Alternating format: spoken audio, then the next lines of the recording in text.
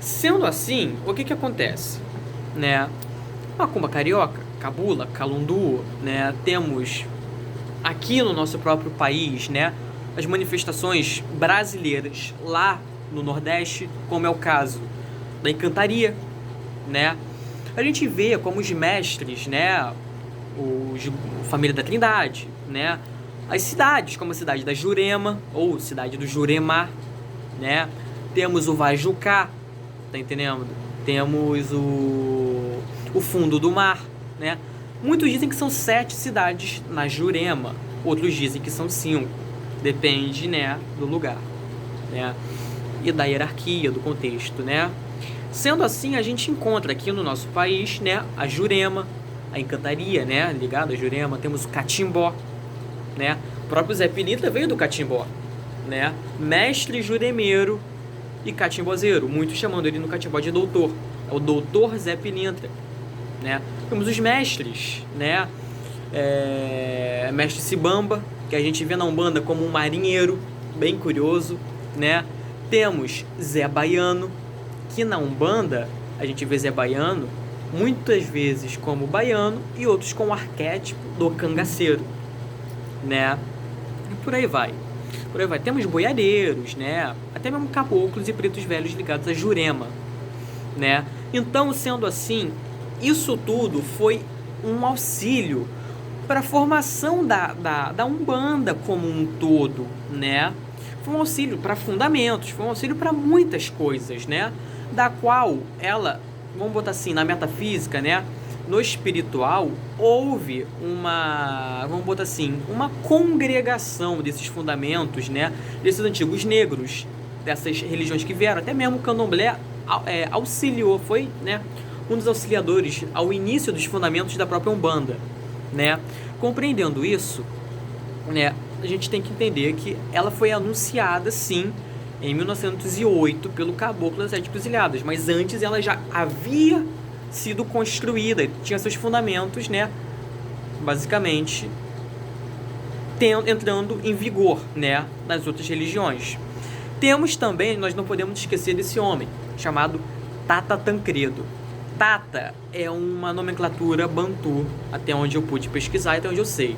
Tata significa pai, né? Sendo assim, Tata Tancredo, ele foi um homem adepto às religiões ligadas a Angola, né? E dizem as más línguas que ele foi um dos adeptos ao Omolocô, trazendo assim o vigor da Umbanda Omolocô, que seria uma Umbanda que tem respaldos ainda do que foi o antigo culto de Omolocô, né? Sendo assim, não era a chamada Umbanda, era a Umbanda, que não tem o, é M, né? M tem é crase que se fala, tem aquele acento lá em cima, dividido e botando banda, né? Umbanda significa cura.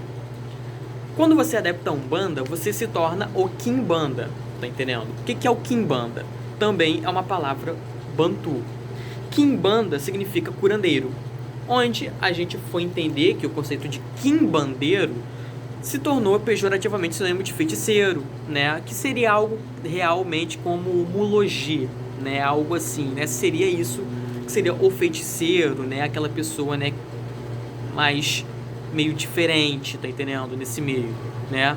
Enquanto o quimbandeiro, né, ele seria o quimbanda, o curandeiro, né, como um todo. Sendo assim, né, foi até daí que saiu o conceito do nome da religião Quimbanda, que em breve eu também falarei dela, né? Enfim, são coisas que eu pretendo falar com o tempo, né? O que acontece? Basicamente, dentro da Umbanda de Zélio, não era Umbanda.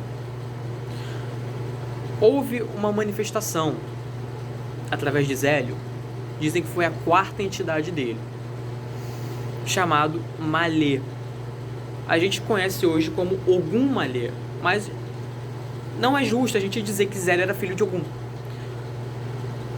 porque naquela época ainda é tudo muito novo. Orixás na Umbanda eram novos, orixás sintetizados, compactados em um só, como é o caso das qualidades de orixá. Avimege não é uma qualidade de Omulu. Ele é um orixá, ou melhor dizendo, ele é um vodum da família da terra, né? O candomblé, ele entende a qualidade como particularidades de um orixá, caminhos, né? Por exemplo, vamos botar aqui, Ogum Choroquê. Ogum Choroquê foi o primeiro que veio na minha cabeça. Temos Ogum Choroquê da Umbanda e Ogum Choroquê do Candomblé. Choroquê, temos a fonética Choroquê aqui no Brasil, porque a escrita é diferente. Chorô, né, desse nome, seria algo como guardião. E que é casa. Basicamente na cultura Jeje, né, Choroquê, ele é o guardião dos ilês, é o guardião das casas. Ele, até onde eu entendo, não é iniciado na cabeça de ninguém. Ele é iniciado na cabeça de não rodantes. Ele é iniciado na cabeça de ogãs, de equedes, mas em rodante não. Quem é rodante no arquétipo de Choroquê, geralmente ele é iniciado para Togu. Tá entendendo? Togu seria Ogum, né? Vamos botar assim. Quando a gente vai Candomblé Queto, a gente entende que Choroquê é uma qualidade de Ogum. É um Ogum que caminha com Exu, o orixá Exu, né? E a manifestação sim dele. Cada casa com sua casa, cada fundamento com seu fundamento, cada um com seu cada um. Não tô jogando nada com nada, não. Cada um com seu cada um. Só tô dando, né, de uma maneira histórica. Sendo assim, né, houve uma particularidade. Choroquê, ele é um vadum. Só que ele foi entendido como um caminho de Ogum. Tá entendendo? Né, ligado ao Exu. Muitos falam, é um Ogum brincalhão. Ou seja, é o orixá Ogum, aquele bruto, aquele forte, mas ele irônico, ele brincalhão, ele o arquétipo do orixá Exu, já que o orixá Exu, ele é o orixá todo descontraído, ele é o orixá todo alegre. Muitos falam que Choroquê, ele é uma qualidade do orixá Exu, que seria um tipo de Exu meio enraivecido, né? Então por isso temos essa associação entre Exu com raiva e Ogum brincalhão. Sendo assim, temos Choroquê.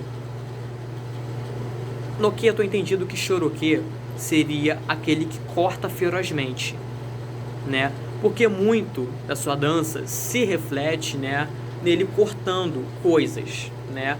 Não de maneira literal, mas sim uma dança, né? Tá ele dançando e tá cortando as coisas, como se tivesse uma espada literalmente na mão, cortando, né? Já que Ogum é o senhor da metalurgia, é o senhor das ferramentas, né? Sendo assim,